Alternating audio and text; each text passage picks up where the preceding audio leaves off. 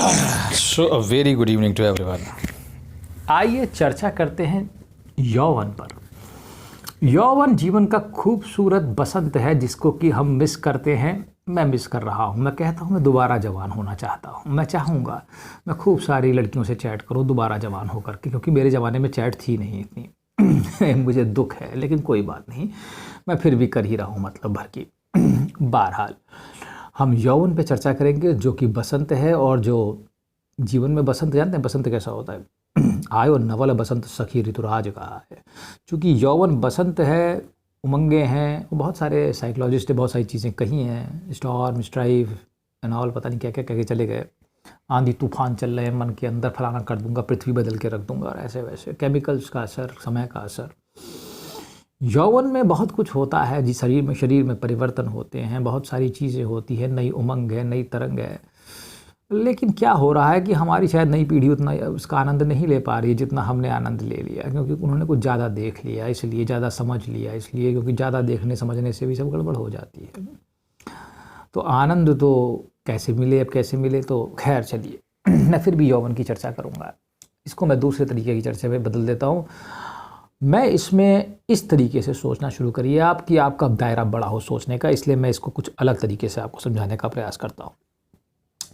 पृथ्वी में हर क्षण कितने प्राणियों, सिर्फ अगर मैं मनुष्यों की बात कर रहा हूँ, वैसे तो हर प्राणी में यौवन आता है और बुढ़ापा आता है, ऐसा नहीं है कि सिर्फ मनुष्यों में ही आ रहा है। जितने भी प्राणी, अगर मनुष्यों की हम बात करें 6 अरब हैं, इससे ज़्यादा ही हैं। इन 6 अरब में से कितने जवान हैं, कितने बूढ़े हैं, कितने क्या कर रहे हैं, कितने सेक्स कर रहे हैं, कितने ऊपर जा रहे हैं, कितने नीचे जा रहे हैं, समझने का प्रयास करिए। कितने लोग करियर के लिए कहाँ दौड़ रहे हैं, कहाँ नहीं दौड़ रहे हैं। कोई कुछ कर रहा है, कोई कुछ कर रहा है, कोई किसी चीज़ की तैयारी कर रहा है, कोई कुछ कर रहा है, इंजीनियरिंग, कोई कुछ कुछ कुछ, पता नहीं कौन कौन से कोर्सेज लगे हुए हैं लोगों, पता नहीं कौन कौन सी खोजें, कोई पहाड़ों पर चढ़ रहे हैं, कोई कुछ कर रहे हैं। बड़ा आनंद है सचमुच में, मैं तुमसे कहता हूँ, ये तो एक जीवन का वरदान नहीं है। और तुम्हें मिली और तुमने उसका कुछ लाभ नहीं लिया तो फिर क्या फ़ायदा। पर तुम तो बस एक ही लाभ ले पाते हो, बस रह सह करके, बिल्कुल पशुओं वाला लाभ, बाकी कोई लाभ तुम्हारे पास है नहीं। मैं तो कहता हूँ अपनी जवानी को संरक्षित कर लो। फिजिकल तो होना ही मत, मैं तुमसे पहले ही कह देता हूँ। खैर मैं इस मामले में अभी नहीं पढ़ूंगा। मैं कुछ और बताना चाहता हूँ तुमको। क्या ये संभव है कि आदमी दोबारा जवान हो जाए? ऐसा है, ययाति का उदाहरण है हमारे पास। ययाति ने अपने पिता को अपनी जवानी ट्रांसफ़र कर दी थी, और कुछ ऐसे संत भी रहे हैं जो कि हमेशा 17 साल के, 16 साल के ही रहे, हमेशा जवान ही दिखते रहे। महाअवतार बाबा जी का भी केस ऐसा है, पर मेरा केस यहाँ पर ये नहीं है। मेरा केस यहाँ पर यह है कि मुझे परमेश्वर से जलन होती है, जो कि हर समय किसी को जवान बनाता है, बूढ़ा बनाता है, और हर समय नई नई परिस्थिति पैदा करता है। इसको फिर से समझो, इसका आनंद क्या है। देखो परमेश्वर का आनंद देखो।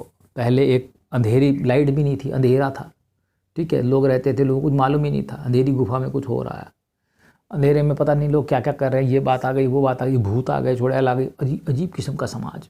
तब भी यौवन था, तब भी आनंद था, चल रहा था।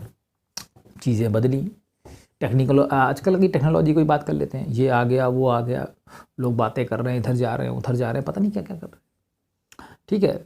लेकिन क्या है, तुम एक ही इंडिविजुअल को तो जान सकते हो। अधिक से अधिक एक ज़िंदगी में कितने लोगों को जान पाओगे? 10 लोगों को जान पाओगे। कितनी लड़कियों के साथ सो पाओगे? 10 लड़कियों के सो लोगे, बहुत सो लोगे तो, लेकिन सुकून तो कहीं नहीं मिलेगा, आनंद कहीं नहीं है, मैं तुमसे सच कहता हूँ।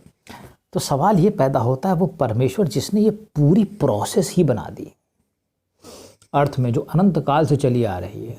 अब तुम ये सोचो कि ये मैकेनिज्म बनाई किसने, कि जब यौवन आएगा तो स्तन बड़े होंगे स्त्रियों के, ये परिवर्तन होंगे, यहाँ पे हेयर्स होंगे। इसको किसने सोचा? किसने सोचा कि मतलब लिंग छोटा बड़ा होगा? किसने सोचा? Who designed this? Who is the designer?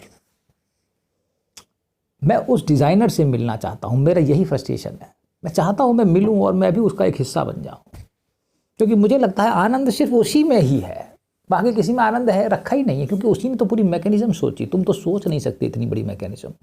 एक मेंस्ट्रुअल साइकिल चलेगी, एक ये होगा, एक वो होगा, ऑक्सीटोसिन हार्मोन बनाओ, ये बनाओ, इतने इतने हार्मोन्स कैसे बनाए उसने? टेस्टोस्टेरोन बनाओ, एड्रेनालिन बनाओ, ये करो, वो करो, टेस्टिस बनाओ, ये करो, सेमिनल वेसिकल्स बनाओ। जिसने इतना सोच करके ये मैकेनिज्म तैयार की, तो आनंद तो वो ही ले रहा है। और हर बार नए जवान लोग होते हैं, जवान लोग चले जाते हैं, फिर बूढ़े हो जाते हैं, मर जाते हैं, फिर वो जवान आ जाते हैं। तो जो एवर कांस्टेंट आनंद ले रहा है, मैं उससे कहता हूँ कि हमें उसी से मुलाकात करनी चाहिए, क्योंकि बाकी तो सब बेकार है। बाकी किसी चीज़ का लगता ही नहीं कुछ मतलब है किसी चीज़ का। क्या तुम्हें लग रहा है किसी चीज़ का कोई मतलब है यहाँ पर? तो उस आनंद में शामिल होने के लिए जो भी करना पड़े मैं तैयार हूँ। चाहे मुझे 100 बार कूद मारनी पड़े या मुझे फिर मरना पड़े हज़ारों बार, मैं हमेशा के लिए तैयार हूँ। चाहे कितने भी त्याग करने पड़े करो। पर मैं ये जानना चाहता हूँ कि आखिर ये बनाया किसने और ये कैसे होता है। सबसे बड़ी बात है कि होता कैसे है कोई चीज़।